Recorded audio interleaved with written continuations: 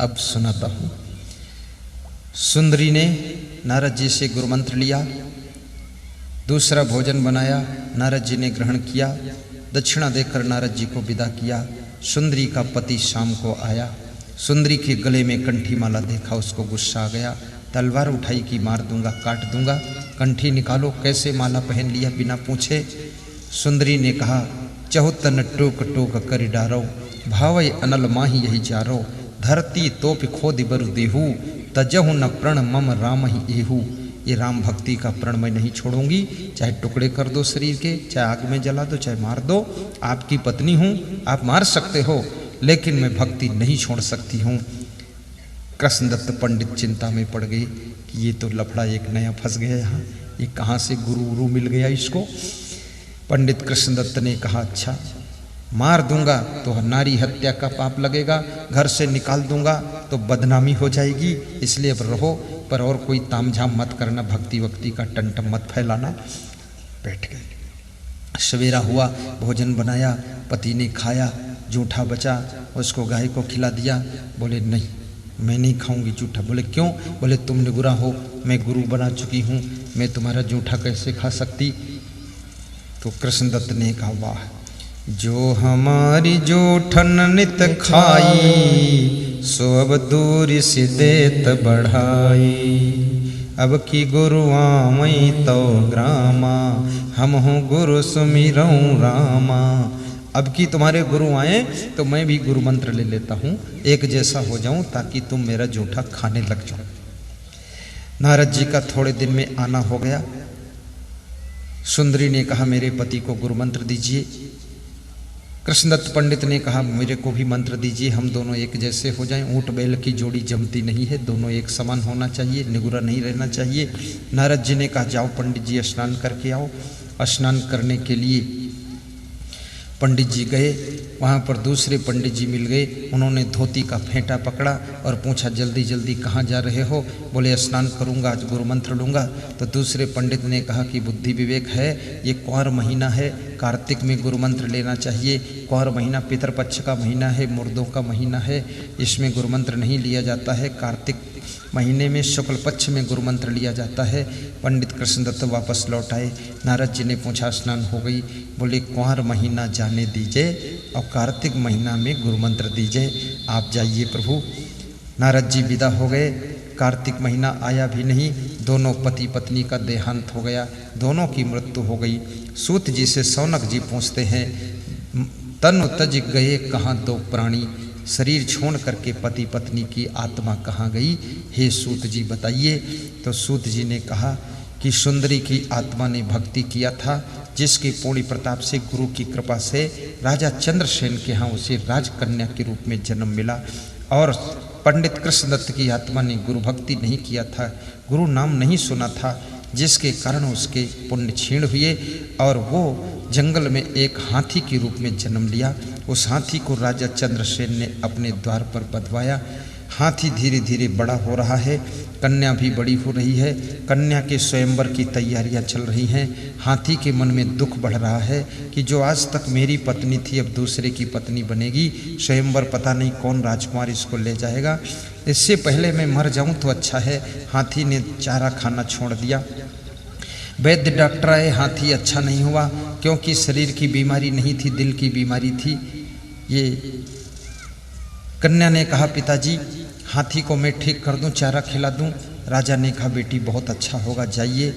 हाथी के पास में कन्या गई। कन्या ने हाथी से कहा कि आप चारा क्यों नहीं खाते हो, आप दुखी क्यों हो?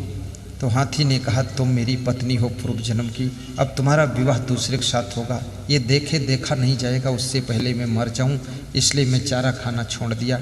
मैं हाथी हूँ, पशु हूँ, जहर तो खा नहीं सकता, कहाँ मिलेगा, पर चारा नहीं खाऊंगा तो भूखा मर जाऊंगा, इसलिए मैं आत्महत्या करना चाहता हूँ।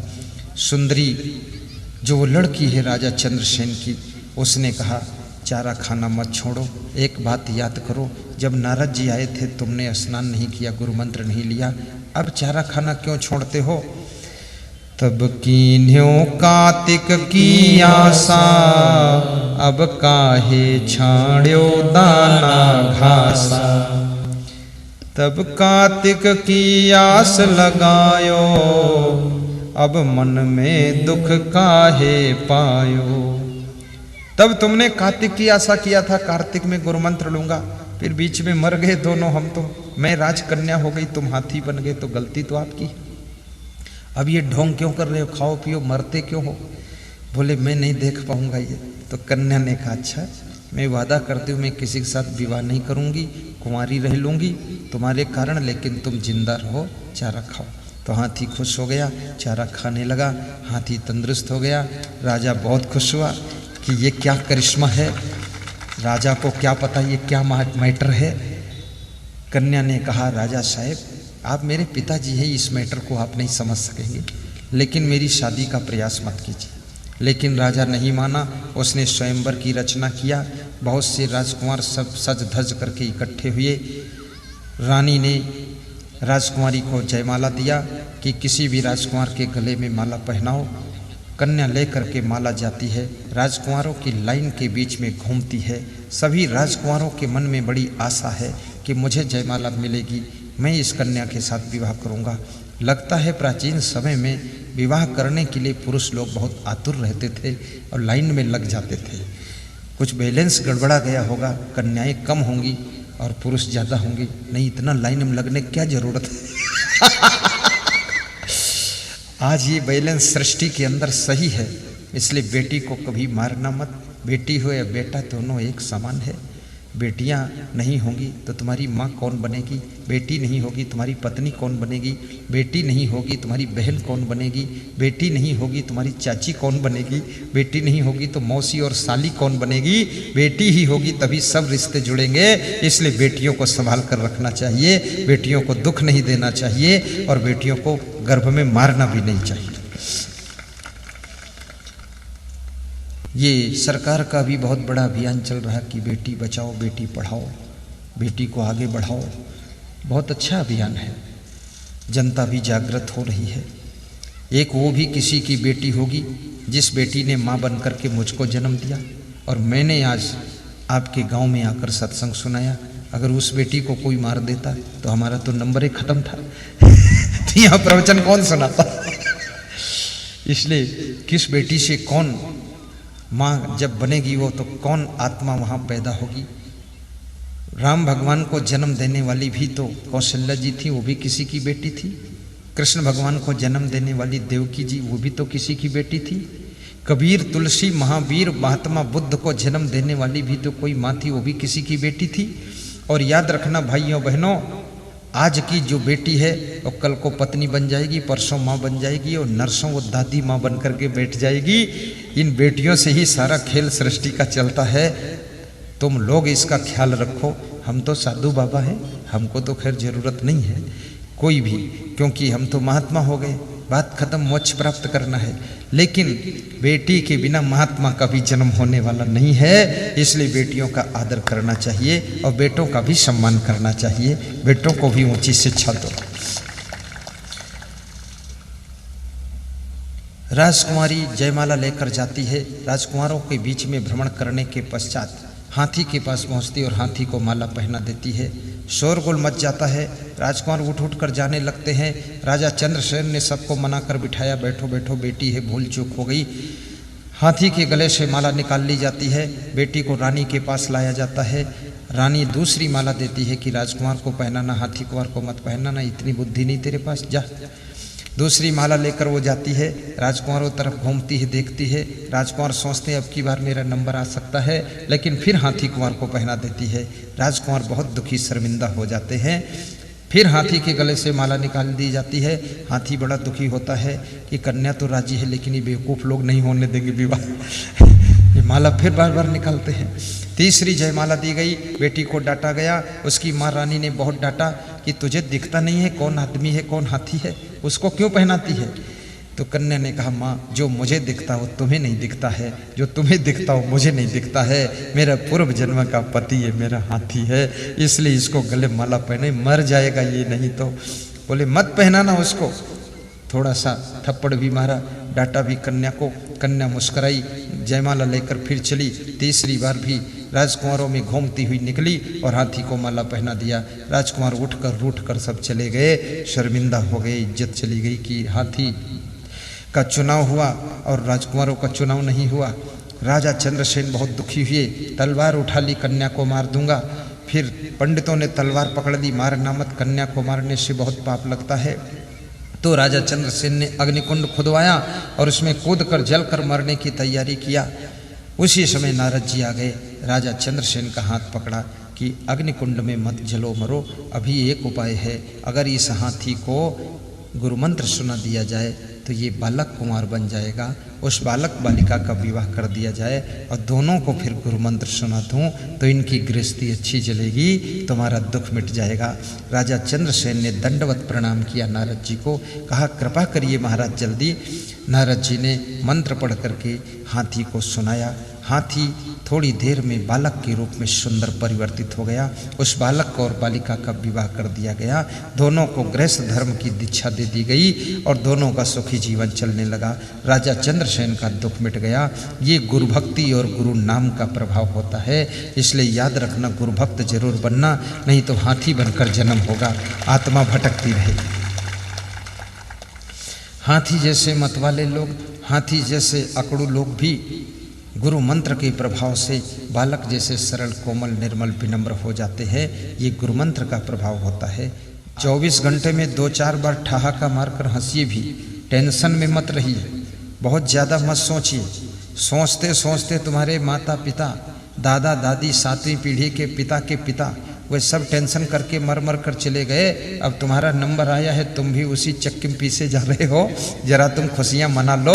ये लफड़ा जिंदगी दुनिया का खत्म होने वाला नहीं है, तुम खत्म हो जाओगे पर झमेला खत्म नहीं होगा।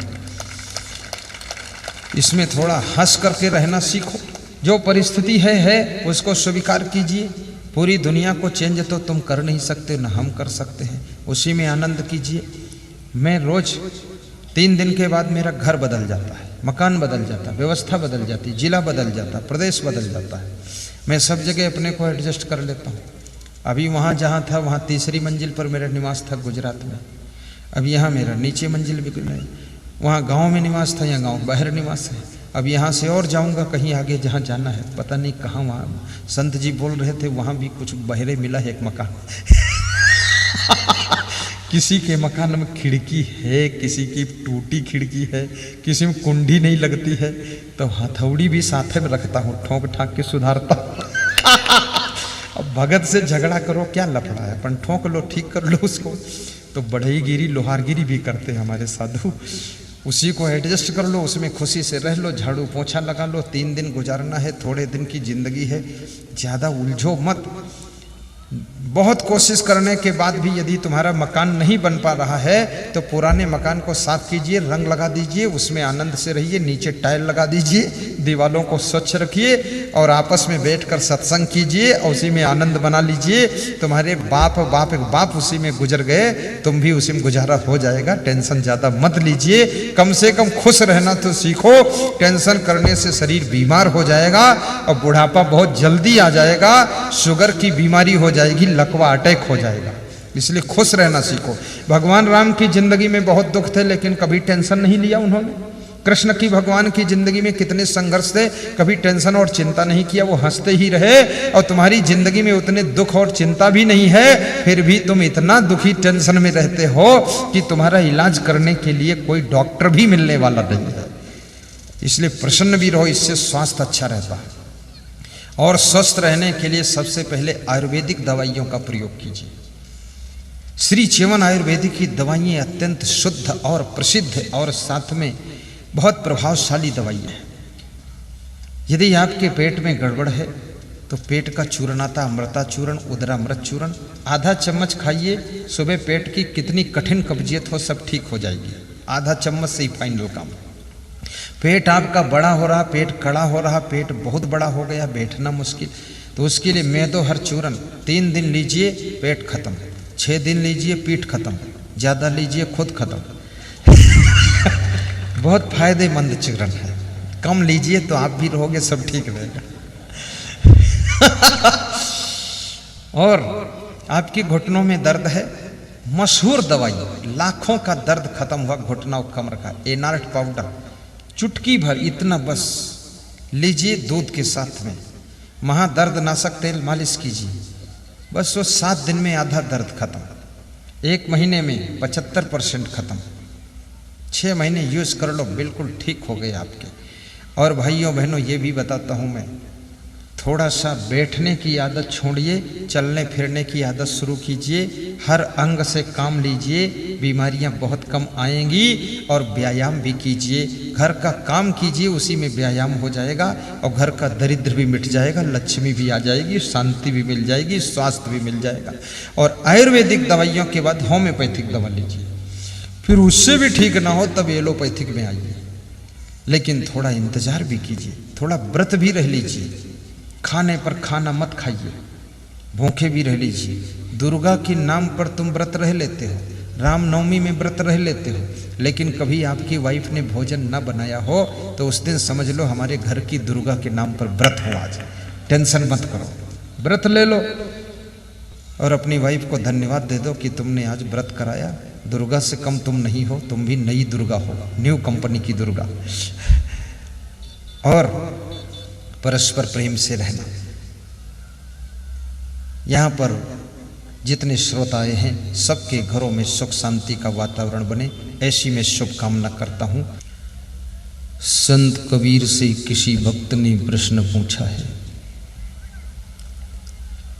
सबसे पहली बात तो प्रसन्न होकर बैठना और सीधे बैठना, और थोड़ा सा मुखमंडल पर मुस्कान दिखाई दे, टेंशन की रेखाएं न दिखाई दे,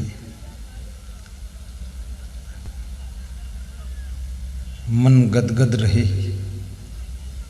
कोई चिंता ना करना, बिगड़े काम बनेंगे, रुके काम बन जाएंगे, घर में भी शांति आएगी। संत कबीर से किसी भक्त ने प्रश्न पूछा है, वे कौन से लोग हैं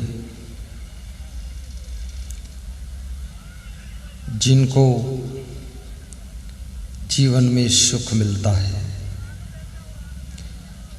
कबीर साहब कहते हैं, जिनके जीवन में 5 बातें होती हैं उनके घर में सुख का निवास होता है। वे 5 बातें कौन कौन है? आपा तजे,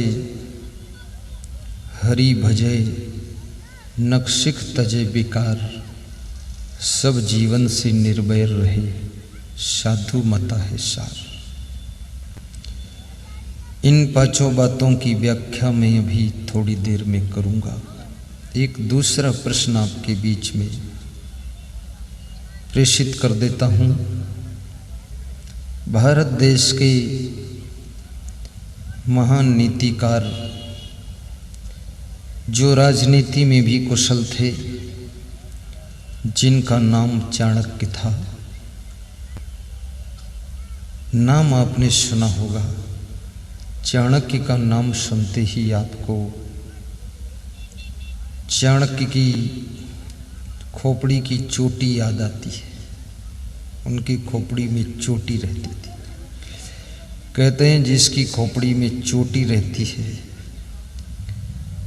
उसका सीधे कनेक्शन भगवान से हो जाता है। वो चोटी जो है एंटीना का काम करती है। इसलिए महिलाएं अपनी इस खोपड़ी में चोटी की बजाय चोटा रखती है, सीधे कनेक्शन।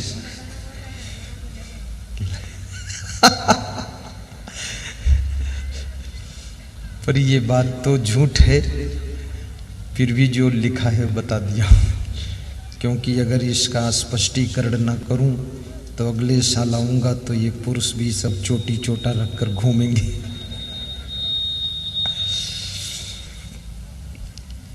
चाणक्य से प्रश्न पूछा गया,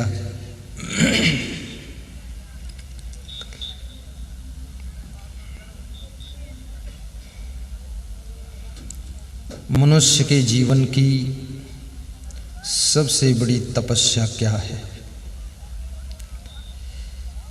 शास्त्रों में लिखा है, तप के बिना धर्म की रक्षा नहीं होती है और धर्म के बिना मनुष्य के हाथों से सत्कर्म नहीं होते और सत्कर्म के बिना मनुष्य की आत्मा की सद्गति नहीं होती है और सद्गति के बिना मनुष्य जीवन पाना व्यर्थ माना जाता है।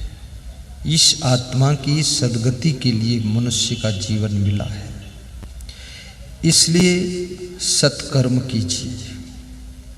सत्कर्म और सत्कर्म के साथ साथ पाप कर्म से बचिए भी, दुष्कर्म ना होने पाए।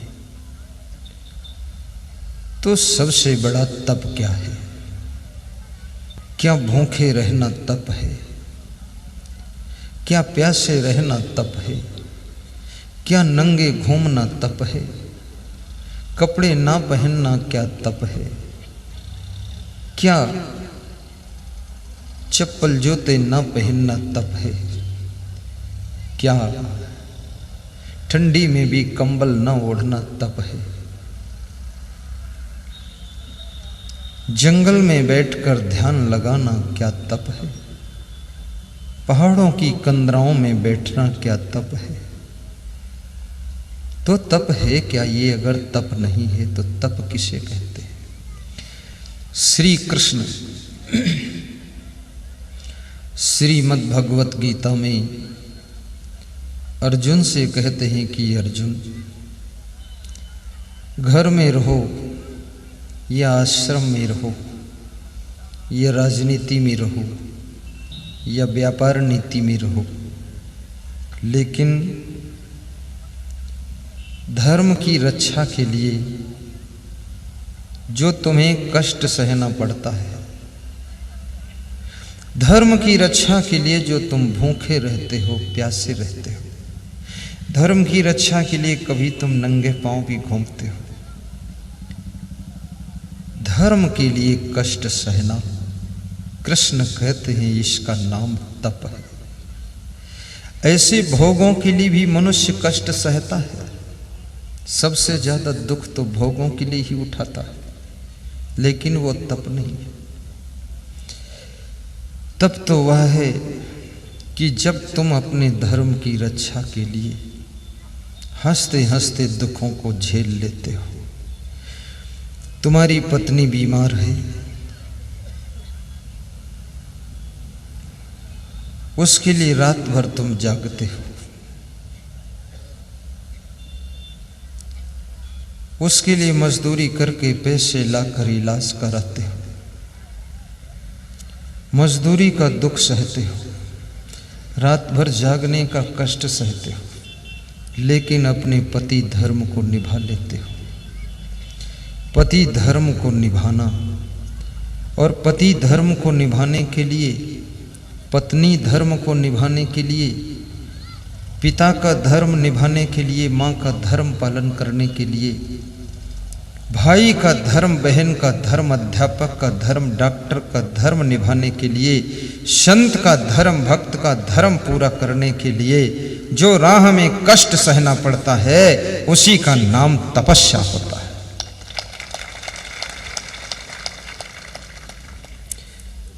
कभी कभी जब सत्संग में मुझे आना होता है तो आने का मन नहीं होता। अपनी बात बताता, मन होता है सो जाऊं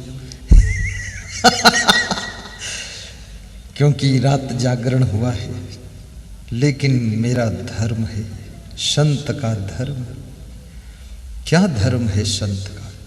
संत का धर्म केवल भंडारा खाना नहीं है। संत का धर्म केवल पूड़ी पकौड़ी खाना नहीं है। संत का धर्म क्या है?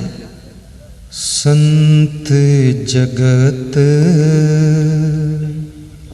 विचरत यही हेता, जड़ जीवन का करहि सचेता। तो संत को ढीला नहीं रहना चाहिए। तो क्या रहना चाहिए संत को? वो संसार में इसलिए विचरण करता है कि जो संसार में जड़ जीव है, जड़ जीव यानी अज्ञानी जीव है, जो अपना रास्ता भूल चुके हैं, जिनका मन भटक गया है, जो माता पिता के साथ भी अच्छा व्यवहार नहीं कर पा रहे, जो नहीं खाना चाहिए उसको खा रहे, जो चीज़ नहीं पीना चाहिए वो चीज़ पी रहे हैं, मांस मछली अंडा मुर्गा सब खा रहे हैं, बीड़ी सिगरेट दारू पी रहे हैं, रास्ता भटक गया है। ऐसे जड़ जीवों को, ऐसे भटकी हुई आत्माओं को, जो लोग अपने घर में कलह कलेश मचाए रहते हैं, पति पत्नी झगड़ा किए बिना भोजन करते ही नहीं हैं, जिनके घर की स्त्रियां गीत तो नहीं गाती हैं पर गालियां सुबह शाम भरपेट पिलाती हैं नाश्ता, जिस घर के पुरुष गाय भैंस को भी गाली बकने लग गए, साइकिल को भी गाली देने लग गए, ऐसा जिनकी बुद्धि बिगड़ गई, जड़जीव हो गए, मूर्ख हो गए, अज्ञानी हो गए, ऐसे जीवों को सचेत करने के लिए, सावधान करने के लिए, जगाने के लिए, माया की नींद को तोड़ने के लिए संत विचरण करता है, अच्छे अच्छे विचार बांटने के लिए विचरण करता है। ये हलवा पूड़ी खाने के लिए विचरण नहीं हो रहा है। आज हमारे पास में हरेंद्र सिंह रघुवंशी भाई जी आए, 2 पैकेट मावा की मिठाई लाई, तो मैंने एक खोला, तो मैंने कहा दूसरे में यही है कि कुछ दूसरा है? बोले यही है। तो हमने दूसरा पैकेट उनको दिया कि इसको घर ले जाओ, माताओं बहनों को खिला देना। अरे बोले वहाँ तो रोज़ खाते हैं, यही तुम रखो खाओ। तो मैंने एक पीस निकाल कर उनका दिया, एक एक संतों को दिया, थोड़ा थोड़ा भक्तों को दिया, थोड़ा मैं भी खा लिया। उन्होंने कहा कि मावा की मिठाई खाओ।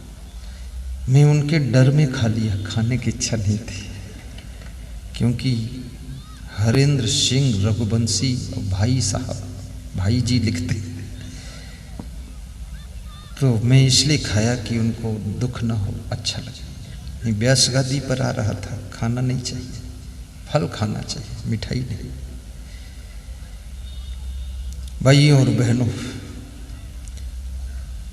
जब संत किसी गृहस्थ की रोटी खाता है, उस रोटी के पीछे रहस्य होता है।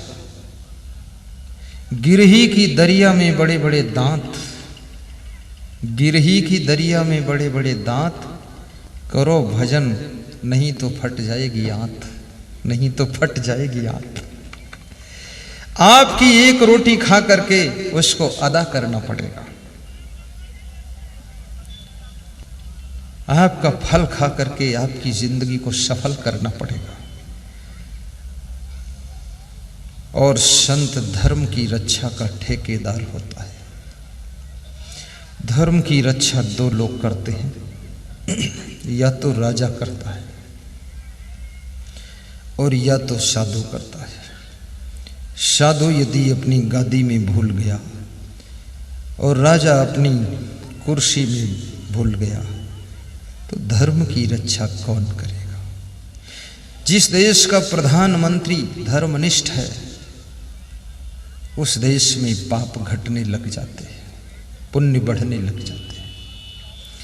इसलिए राजनीति में भी सुंदर स्वभाव वाले भक्तों की आवश्यकता है। राजनीति लफड़ा नहीं है, राजनीति मंदिर है। और राजनेता पुजारी है, ये राष्ट्र देवता है। राष्ट्र रूपी देवता की पूजा करने के लिए राजनेता पुजारी बनकर जाता है, और राजनीति रूपी मंदिर में प्रवेश करके राष्ट्र देवता की अर्चना वंदना उसको करना चाहिए। वहाँ देश को निचोड़ना नहीं चाहिए, बल्कि देश के चरणों में खुद को अर्पित कर देना चाहिए, तब देश की सेवा होगी। राजनीति बिजनेस नहीं है। कितने लोगों ने राजनीति को बिजनेस बना लिया। ईमानदार राजनेता की आवश्यकता है। अनुशासन प्रिय राजनीति करने वाले लोग हों, परिश्रमी लोग हों, वाक्पटु लोग हों, विचार करना, वाणी में कुशलता हो, अथक परिश्रम करने की क्षमता हो, अनुशासन डिसिप्लिन हो और साथ साथ में ईमानदारी भरपूर हो, देश का विकास घोड़े की तरह दौड़ना शुरू कर दे।